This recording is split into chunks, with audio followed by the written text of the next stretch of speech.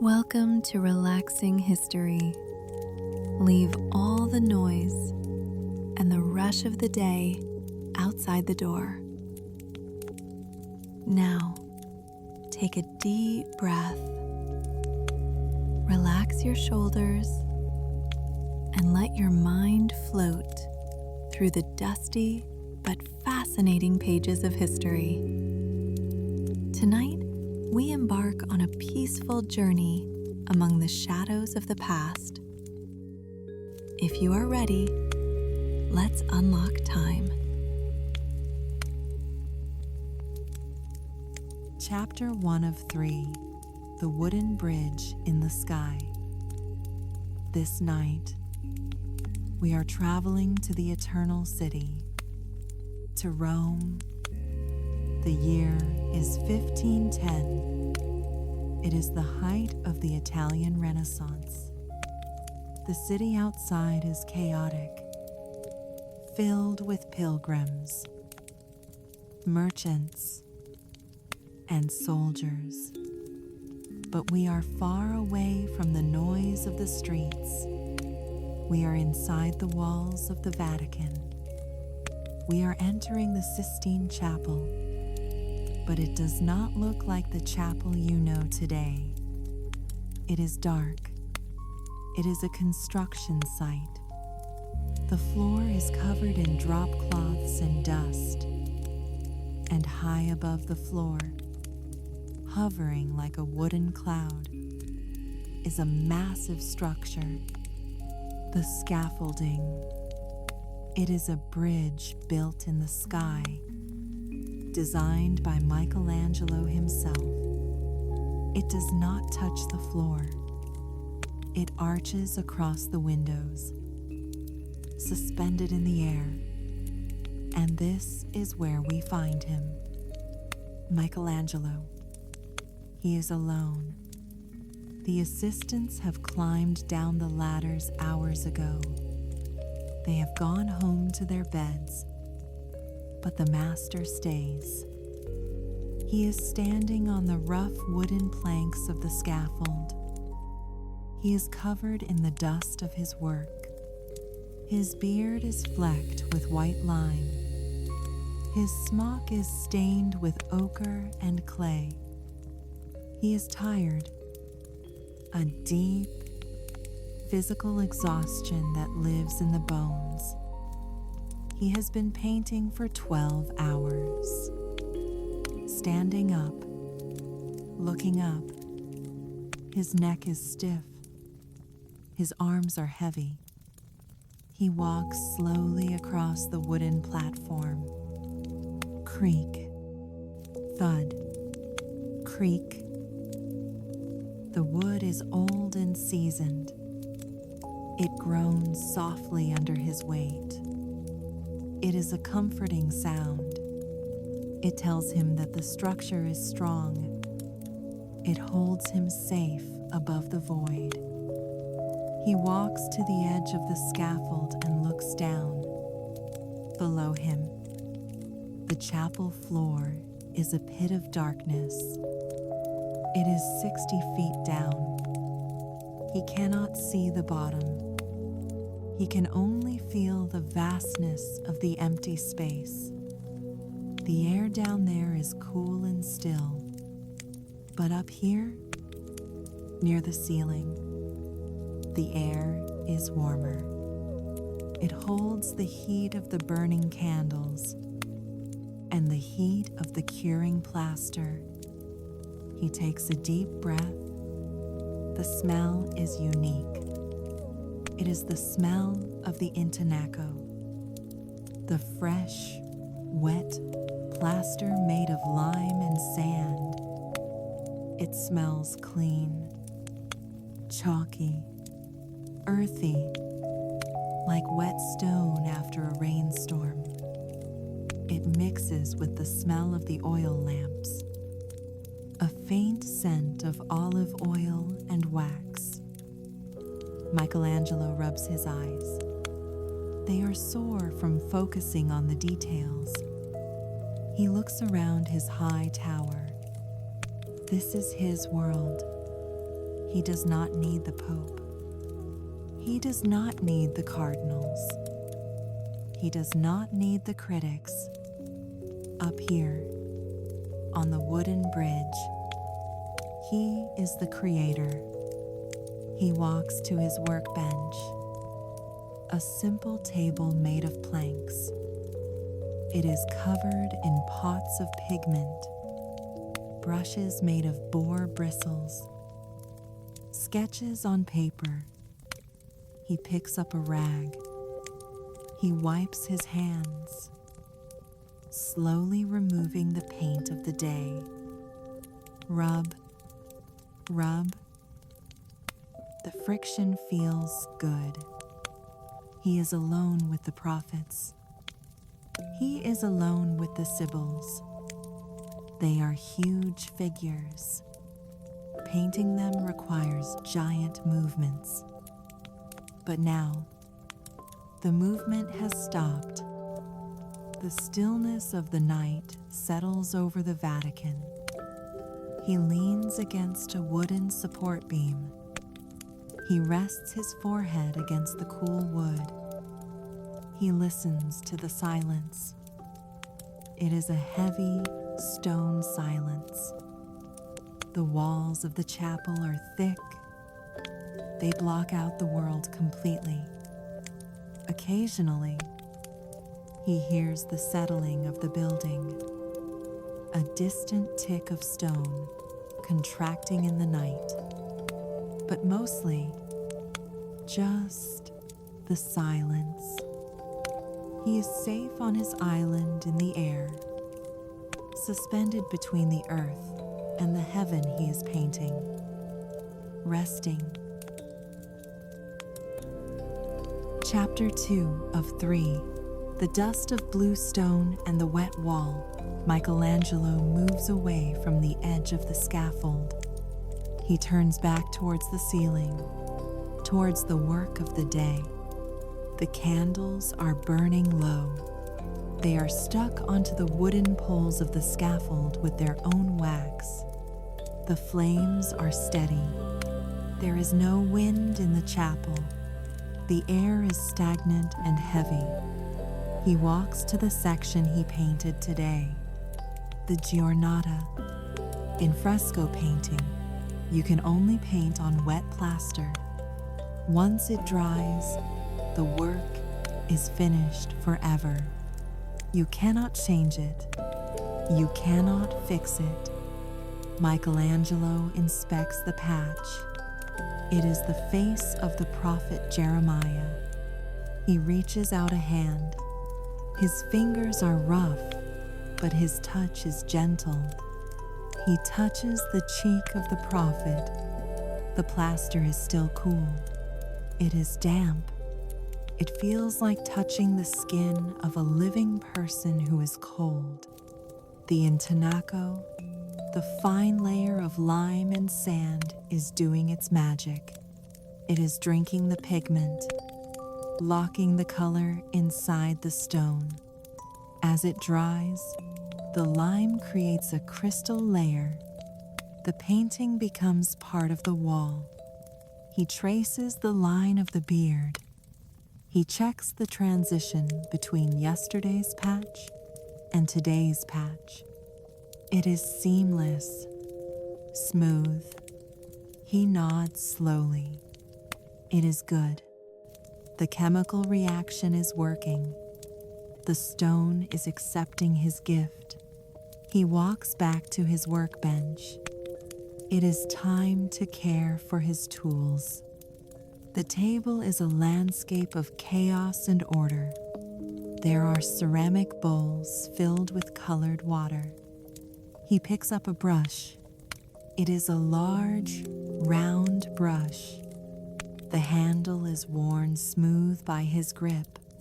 He dips it into a bucket of clean water. Splash and swirl. He moves the brush gently, watching the cloud of color expand in the clear water. Red ochre, the color of the earth. It dissolves into a pink mist. He taps the brush against the side of the bucket. Tap, tap, tap. The sound echoes faintly in the vast space. He wipes the bristles on a rag. Swish, swish. He repeats this motion again and again. It is a meditation, a cleansing of the day. He looks at the small jars of pigment. Most of them are simple earth colors. Burnt umber from the ground of Umbria, raw sienna, green earth. But there is one jar that is special. He picks it up. It is small, heavy. He opens the lid. Inside is a blue powder, dark, intense, electric blue, Lapis Lazuli, ultramarine. It comes from the mountains of Afghanistan. It traveled thousands of miles to reach this scaffold. It costs more than its weight in gold. Michelangelo looks at the blue dust. Even in the dim candlelight, it seems to glow. It is less than #0, 5 hashes greater than. It vibrates with energy. He is careful with it. He does not spill a grain. This is the color of the sky in his creation. This is the color of God's robe. He closes the jar tight. Twist. Click. He places it in the center of the table. Safe. He sits down on a small wooden stool. Creak. He needs to prepare for tomorrow. He picks up a large roll of paper. The cartoon, the full-scale drawing for the next figure. He unrolls it on the floor of the scaffold. The paper is thick and heavy. It makes a loud crinkle sound that fills the silence. Rustle, crinkle, snap. He smooths it out with his hands. The drawing is full of tiny holes, punctured along the black lines. This is how he transfers the image to the wall, the Spalvero method. He picks up a small linen bag filled with charcoal dust. He imagines the motion he will do tomorrow, patting the bag over the holes, forcing the black dust through the paper onto the wet white wall, leaving a dotted line to follow. It is messy work, but tonight there is no dust, just the clean paper and the anticipation. He leans back against the wooden railing. He stretches his legs out. His boots are covered in dried white plaster. They look like they are made of stone. He wiggles his toes inside, trying to get the blood flowing. He feels the vibration of the scaffold. It is a living structure. It shifts slightly with his weight. It creaks like a ship at sea. And in a way, he is a sailor, sailing on a ceiling of stone, navigating an ocean of biblical stories. He looks up at the shadows dancing on the ceiling. The candle flames are flickering, creating movement where there is none. The arm of God seems to reach out. The fingers of Adam seem to tremble. The giant figures of the Sibyl seem to breathe. The illusion is perfect. In the silence of the night, they are his only company. They are his family. He takes a drink from a clay jug. It is water mixed with a little wine, tepid but wet. He swallows. Gulp. The liquid soothes his throat. The dust of the fresco is everywhere. In his hair, in his clothes, in his lungs. He coughs softly. Huff. The sound travels down 60 feet, hits the marble floor, and bounces back up. Huff. Howf. The chapel talks back to him. It is a giant ear. He closes his eyes for a moment. He feels the height. Most people are afraid of heights, but Michelangelo feels safe here. The air is cleaner up here, above the sins of the city, above the politics of the Pope. Here, it is just geometry, perspective, light, and shadow. He runs his hand over the wood of the workbench one last time. The grain of the wood is rough. It anchors him to reality. The smell of the oil lamp is getting stronger as the oil burns down. A warm, fatty smell. It reminds him that it is time to sleep. The giornata is done. The wall is drying. The blue is safe. He is ready to leave the workbench. He is ready to find his corner of rest.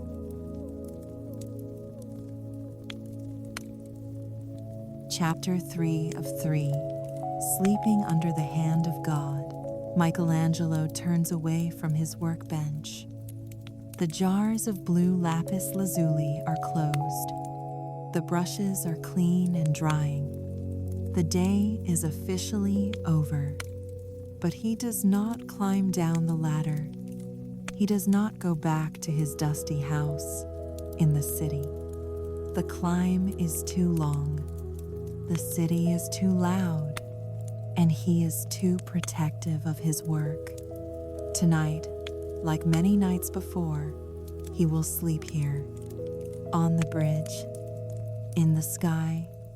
He walks to the far end of the scaffold, to a corner he has prepared for himself. It is a simple nest. There is no luxury here, only function. A mattress stuffed with straw, resting directly on the wooden planks. A pile of heavy wool blankets, dyed a dark reddish brown. They are rough to the touch, but thick enough to keep out the damp chill of the stone building. He approaches his bed slowly. Creak, creak. He feels the fatigue in his legs. His knees are stiff from hours of crouching. His neck is sore from hours of looking up. He sits down on the edge of the mattress. The straw crunches softly beneath him. Rustle. It is a homely sound, a farm sound inside a palace. He looks at his boots. They are leather, old, cracked, covered in the white dust of the plaster. Legend says Michelangelo never took his boots off, and tonight he is too tired to struggle with the laces. He decides to leave them on. They are like a second skin. They keep his feet warm. They remind him that he is a worker, a sculptor, a builder. He leans forward and rests his elbows on his knees. He drops his head into his hands. He takes a long, deep breath. In, out. He lets the tension drain out of his shoulders. He lets the weight of the commission slide off his back. For the first time in 16 hours, he is not holding a brush. He is not holding a cartoon. His hands are empty, and they are heavy. He reaches for the candle that sits on a wooden block beside his bed. It is a large tallow candle, It has burned down halfway. A pool of melted wax has formed around the wick. He picks it up. He holds it high. He wants to see them one last time before the dark. He lifts the light towards the ceiling, and there they are, right above his head, so close he could almost touch them. The creation of Adam, the most famous hands in history. The light of the candle flickers. It makes the painting move. He sees the hand of God, strong, determined, reaching out from a whirlwind of drapery. He sees the hand of Adam, limp, waiting, resting on his knee, and between them, that tiny gap, the inch of space where the spark of life jumps. Michelangelo stares at that gap. In the silence of the night, the energy seems real. He feels a sense of awe. Did he paint that? Or did it paint itself through him? He traces the outline of Adam's arm with his eyes. It is perfect anatomy. He knows every muscle, every bone. But tonight, it is just a comforting presence, a guardian watching over his sleep. He lowers the candle. The shadows stretch long across the wooden floor. It is time. He brings the flame close to his face. He feels the heat on his cheek. He purses his lips. Whoosh. The flame dies. A thin ribbon of gray smoke rises from the black wick. It drifts up, curling towards the painted sky. The smell of the extinguished candle fills the small space. It is the smell of an ending, the smell of rest. Darkness takes the chapel, but as his eyes adjust, he realizes it is not pitch black. There is a faint, ghostly light coming from the windows high up on the walls. The moon is shining over Rome. A pale, silver beam cuts through the dust in the air. It illuminates the dust motes dancing in the void. Millions of tiny particles, floating, just like him. Michelangelo lies back. He pulls the heavy wool blanket up to his chin. The straw mattress conforms to his body. It is surprisingly comfortable. It supports his tired spine. He crosses his arms over his chest. He stares up into the dark gray ceiling. He listens to the acoustics of the room. The Sistine Chapel is vast. It is a box of stone. He can hear the wind outside brushing against the roof tiles. Hush. He can hear the distant, very distant, tolling of a bell. St. Peter's Basilica, marking the hour. Bong, bong. The sound is deep, low. It vibrates through the walls. He feels a slight movement. The scaffold is made of wood and rope. As he shifts his weight, the whole structure sways, just a fraction of an inch. It is a gentle, rocking motion, like a cradle high in the trees. He is floating above the altar, floating above the floor. He is suspended in the womb of the church. He closes his eyes. The images of the day begin to fade. The blue of the Lapis Lazuli turns to gray. The white of the plaster turns to black. The muscles of the prophets relax. He focuses on the sensation of the intonaco drying. In his mind, He can almost feel the wall hardening, the water evaporating, the crystal locking tight. It is a process of permanence. Whatever happens tomorrow, what he did today is set in stone. It will last forever. This thought brings him peace. He has done his duty. His breathing slows down, matching the slow rhythm of the swaying scaffold.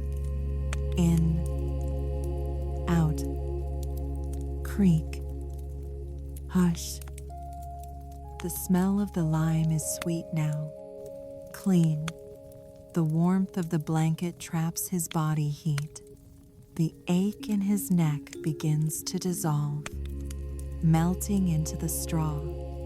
He is not Michelangelo, the genius tonight.